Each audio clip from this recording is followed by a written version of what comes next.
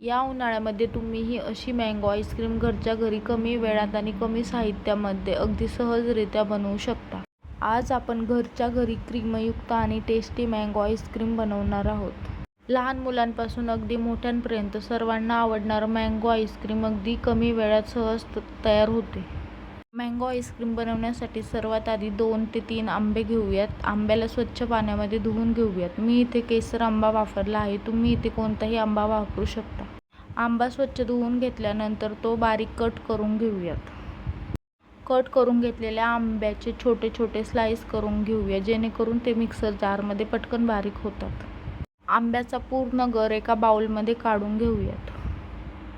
त्यानंतर मिक्सर जारमध्ये आपण काढून घेतलेल्या आंब्याचा गर घालून घेऊयात. त्यामध्ये 1/4 कप साखर घालून घेऊयात, 1 वाटी फ्रेश क्रीम घालून घेऊयात आणि 1 वाटी कंडेन्स मिल्क घालून घेऊयात.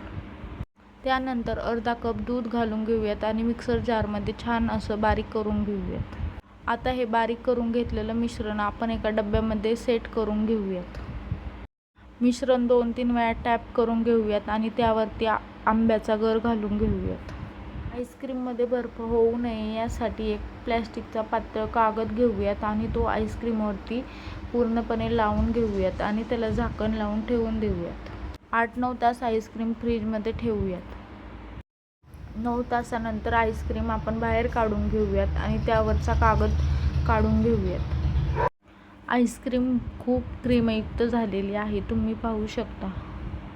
एक चमचा घेऊयात आणि चमच्याच्या साहाय्याने आईस्क्रीम काढून घेऊयात आणि एका बाउलमध्ये सेट करून घेऊयात.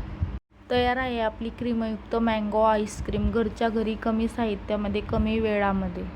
तुम्ही ही रेसिपी ट्राय करा आणि तुमच्याही मुलांना आणि घरच्यांना अशी मँगो आईस्क्रीम करून खायला द्या. आपल्या चॅनलला सबस्क्राईब करायला विसरू नका, जेणेकरून पुढील व्हिडिओ तुमच्यापर्यंत येतील.